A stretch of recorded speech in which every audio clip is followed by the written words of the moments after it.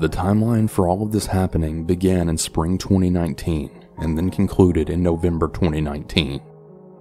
It only occurred to me recently that the story would be appropriate for this sub.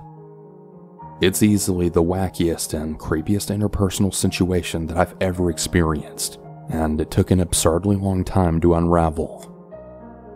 From the very beginning, I felt like I was a detective trying to suss out the identity of my harasser. In the end though, when all of the pieces rapidly fell together, my head was spinning and I was so overwhelmed with the confusion, betrayal, and an ominous sense that I may have been spared from something so much worse. Let's begin. I had a kind of friends with benefits relationship with a guy named Judah in the beginning of 2018, and I enjoyed his presence, but I didn't necessarily feel a deep connection. My relationship with Judah tapered off amicably, with most of our interactions becoming limited to just liking each other's Tumblr posts and occasional Snapchats. After quite a while of no interaction, Judah had contacted me for some writing advice. I wanted to be genuinely useful, so I wrote a few paragraphs of heartfelt constructive feedback. He thanked me for my input, and after that point, our interaction ceased. Not too long after I had written this out, I had begun receiving some really vicious anonymous messages on Tumblr. The first few were insulting my appearance as well as my art-making ability. I just shrugged it off. Random trolls are as common as gnats at this point, so I didn't think anything of it. The messages continued rolling in, and they began becoming more and more disturbingly specific. The harasser began to imply that they knew where I lived as well as they knew what school I went to, which wasn't information that was readily available on my blog. At this point, I knew that I had to be receiving them from somebody that I knew in my real life, or from a creep who was dedicated enough to figure out my full name from the clues on my blog. Difficult, but not entirely impossible. It was at this point that I began to suspect Judah. Extremely few people from my real life knew my Tumblr URL, and he was the only person who I could guess any motive for jealous harassment, especially since we weren't talking anymore. I didn't really think he was the type of person to act like that, but you know, crazy people can be very talented at hiding their crazy. I blocked him on all of my social media and assumed I'd be moving on with my life. Wrong. The messages then became more frequent and even creepier. They began making fun of my disabilities and even threatening physical attacks.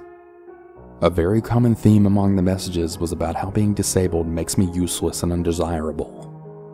Very strangely, Christianity just kept being brought into it, as they claimed that my illnesses were apparently a result of God's punishment. I had really started to dread whenever the new message icon would appear, so I turned off anonymous messaging. This measure didn't prevent me from further harassment, because this began the series of dedicated harassment accounts, with the first messages coming from a brand new account called Asshole Chaos Bringer.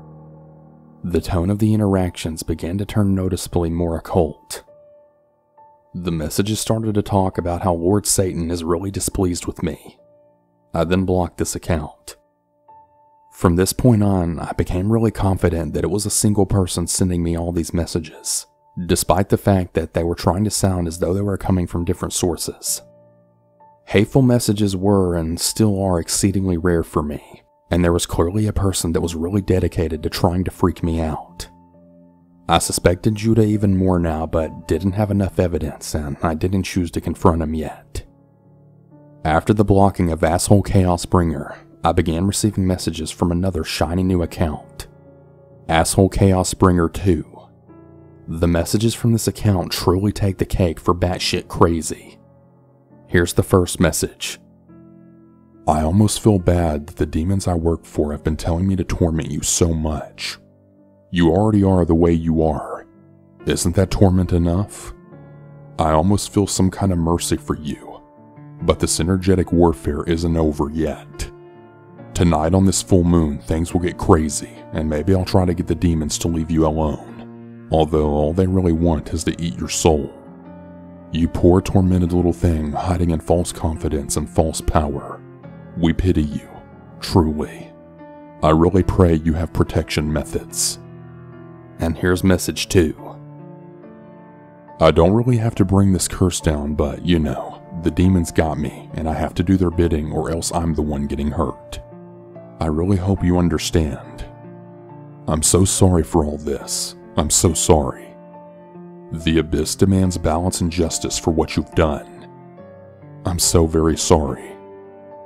I wasn't really moved by their prose, and I blocked this account as well.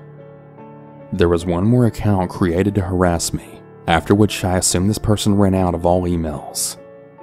A little while later, after a period of silence from this person, I decided to turn on anonymous messages again. To my dismay, shortly after I changed the setting back, there were hate messages that started trickling back in, using the very same language that I've come to expect from my harasser. At one point, I actually received a heartfelt apology, clearly from the same person who had been writing all the other hateful messages. However, one day later, after I had posted their apology, they instantly backtracked and then started up the harassment yet again. However, at the same time, I began getting anonymous messages from someone who said they noticed from my photos that we lived near each other. They said that they were really interested in becoming friends but were just way too shy to reveal themselves. I very gently prodded this person to message me from their actual account, and eventually they did. The person introduced themselves as Elm. They were a non-binary person who was new to the area and didn't know that many people outside of their work. We chatted for a bit and found some common ground. They were definitely way more spiritual than I was, but I'm not disinterested in that kind of thing, so we talked about our individual theologies. Their spirituality set off a little red flag. I began to suspect that perhaps they could have been the one who sent the curse message, so I then asked them a question as a test. Do you know much about astrology? Some of the previous messages had made extensive use of my birth chart whenever insulting me. They responded back with, barely. So I breathed a sigh of relief and I marked them off as safe in my head. Since all the harassment was still a big issue for me at the time, I decided to tell them about it. They responded back with, Jesus, that's honestly kind of scary. I'm really sorry that you've got some bitter person coming at your throat like that. Anyways, after a few days, I had actually begun to consider this person a friend to me. We weren't the most compatible, but they were having a rough time and I had the time and resources to help them out. After a bit, we decided to meet up. My usual weed man had run dry and they had somebody that I could buy from, so I agreed to pick them up at their place and we would go pick it up and then chill at mine. They met me at their apartment's leasing office, which they claimed was because they needed to pay rent. We picked up the weed and went back to my apartment. We ended up driving way longer than expected due to being given a wildly incorrect address. Therefore, by the time we arrived at my apartment, I was pretty tired. On my way up to my apartment, they tripped and fell, twisting their ankle. I offered them an ankle compress to mitigate the injury, and they took it. We smoked and chatted for a while. The interaction was normal, maybe a little awkward. Elm had a manic energy which would seem to randomly flap, after which they'd then snap back to their frenetic disposition. My exhaustion from the extra long drive cut our hangout pretty short, because I also had to drive them home before I became too exhausted to operate a car. They seemed kinda disappointed. I assumed this was just because we had only hung out for a short time.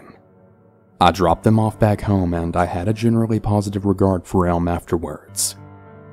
The anonymous messages began to dry up, although I still got them and they were still nasty.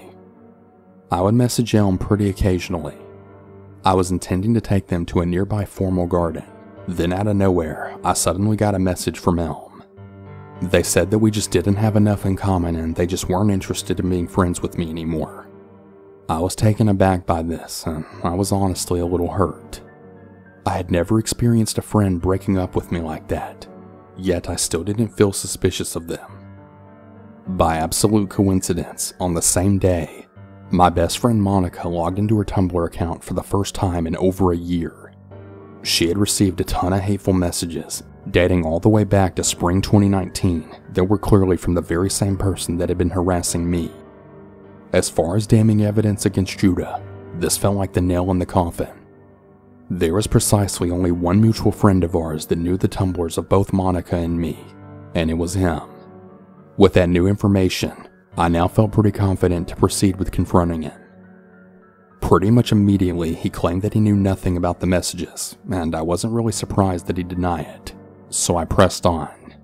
However, he then mentioned something that caught my attention.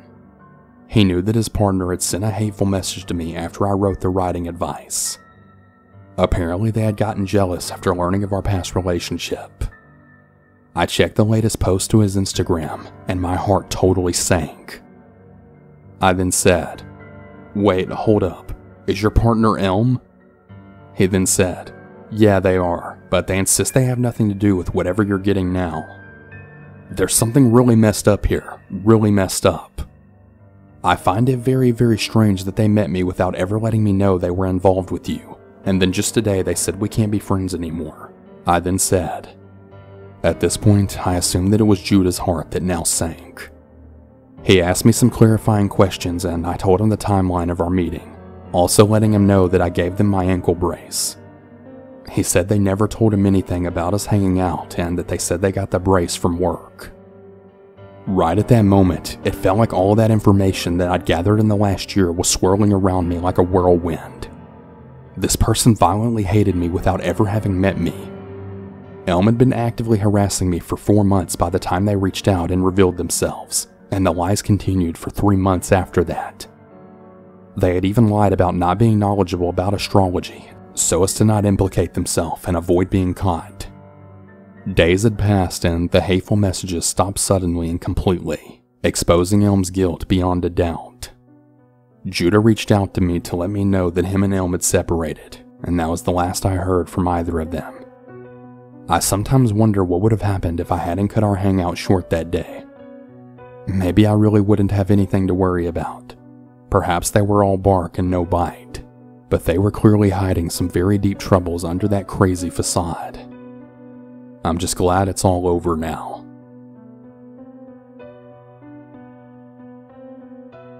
When I was in the 8th to 10th grade, I was extremely involved in this small building server. The average age was probably about 15 to 17, and I joined a group of builders and Skyped with them every weekend for like hours. We all became close fast and we trusted each other, enough that we actually followed each other on Instagram. I became particularly close with one of the builders in my friend group named Peter. Peter was in the same grade as me, and we ended up texting quite a lot. I had heard some rumors that Peter might have a crush on me, which he denied, which I kind of found laughable because, it was the internet, and I just brushed it off. Everything was fine for a while, until something began to feel really off whenever I talked to him. I was starting to constantly catch him telling these small lies. This really bothered me, so I figured it was time to distance myself from him and just stop talking to him altogether. Cut to a few months later of no contact, and Peter out of the blue sends me a text that he's going to be possibly transferring to my high school. He said he was doing this so he can get in-state tuition for college. Peter's plan was to somehow live completely alone and support himself while in high school. My stomach dropped when I read that text, and I just felt really off. I try to be calm, but also tell him that his plan is crazy. I tell him that it's oddly convenient that he chose my random suburb of all places. Peter just insists that his plan will work out and it's really just a coincidence that he's going to my high school. I'm trying to call Peter's bluff, hoping he's just screwing with me because I cut him off. Peter then says that he's already bought the plane tickets and he's going to stay in my town to go visit some high schools in the area. Fear washes over me. I begin to realize that Peter definitely has some really weird unhealthy attachment to me. Peter wasn't bluffing. To my horror, he posts a picture on Snapchat at the airport. Peter asked me to meet him up while he's there, but of course I decline. Later on, I see on his Snapchat story that he's actually taking a tour of my high school. He takes lots of videos and pictures, and probably hoping I can see it. Luckily for me, I'm actually stuck home with pneumonia.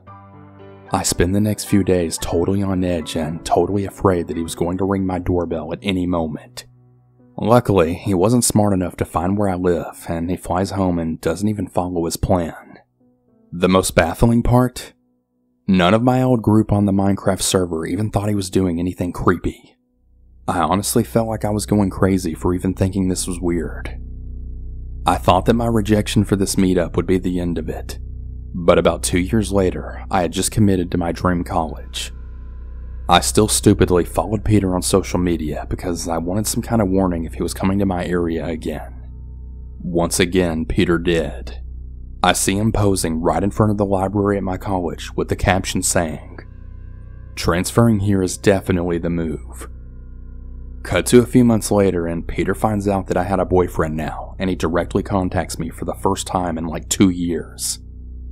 He starts asking me strange questions like, "Is he gonna protect you?" I shouldn't have answered, but for some reason I did. I finally blocked him, and out of fear, I decided to stop following him on social media.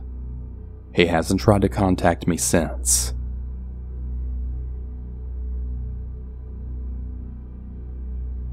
I'm a 20-year-old girl, and at the time of this story, I was 15 years old. I had started to really grow on social media as a Twitch streamer / general personality. I used to be really into posting fitness and other progress pictures, along with my other selfies. I had a lot of dedicated followers and a lot of people that I didn't really know on social media, but I didn't really mind since it was part of my job now. Fast forward about 2 years and me and my current boyfriend at the time had just broken up. We were still on pretty good terms though. He sends me a text seemingly worried about some guy on Instagram who's asking for my nudes like insistingly. My heart dropped. The random guy, who I recognize as one of my usual followers, had sent my ex an entire gallery of photos of me. Not just a few pictures, but hundreds. Pictures that I deleted years ago, workout progress pictures which I had stopped posting for quite a while now, as well as selfies, videos, weird angles, stories, literally everything. Hundreds of photos of my underage self on his camera roll. I was absolutely petrified. I had to come to terms with this, and I eventually blocked him and just tried my best to move on from this. A few days later, after coming out to my followers about my stalker, some of my closest friends and admins on Discord had messaged me privately. Apparently someone was going into my Discord and posting some of the unflattering progress photos amongst many others with no context. It was humiliating, because like I said prior, I had to come to terms with the fact that I really wanted to be more modest and feel more comfortable with myself, and well, this was a really hard setback for me. It was really sickening, but that wasn't even the worst of it. A couple of months later, I decided to Google my username. That same guy had posted my images to various sexual websites, and among other things, even 4chan forums. The captions were things like, "Hot young Latina," and so on. I want you all to keep in mind that I was only about 15 to 16 in these photos. I was luckily able to have them removed, but it's still so terrifying to think how some people can grow so obsessed with you. Please be mindful of what you post on social media. The thing that scares me the most though is just how many of these people exist in secret that we don't even know about. That's a really scary thing to think about.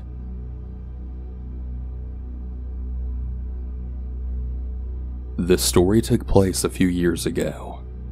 Since so many people are using online dating, I thought that I would share this story. During one summer when I was in high school, I was swiping through Tinder looking for someone to hang out with. I matched with this guy who seemed pretty nice and he looked really good. Lots of shirtless photos, if you know what I mean. He was a counselor at a local high school in the metro area. We texted for a while and talked on the phone and then decided to grab brunch in the next weekend. I met him at the restaurant and we ended up having brunch with bottomless mimosas. He was nice and funny and he really made me laugh a lot. I think that we both got a little tipsy.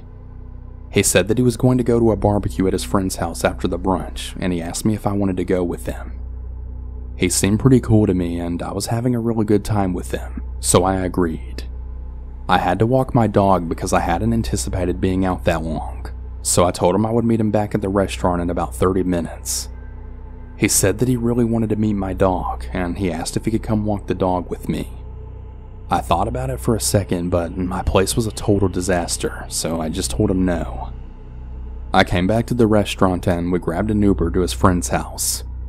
There were a bunch of people there drinking and talking, and everyone was really nice. The barbecue situation was going on out back. We talked to some people, hung out, and then drank. He started to get kind of drunk and really handsy, so I told him I wanted a drink and walked into the kitchen for some space. A couple of minutes later, he comes into the kitchen and tries to kiss me. I kind of just smiled and just shrugged my way out of his grasp and told him I needed to go to the bathroom. I asked if he would grab me a drink and meet me outside in the backyard. When I left the restroom, I walked straight out the front door 2 blocks down and took a right. I grabbed an Uber home immediately. I started getting calls and texts from him, but I blocked him. He also tried to reach out over on social media, but I just blocked him on there as well. At this point, I pretty much totally forgot about him. Fast forward about 3 years now. I'm sitting on the couch chilling and reading through the local news on my phone. I scroll down a bit and I then see a picture of this guy's face. He had apparently been arrested for attacking women that he met on Tinder. Yeah, I think it's safe to say that I definitely dodged a bullet.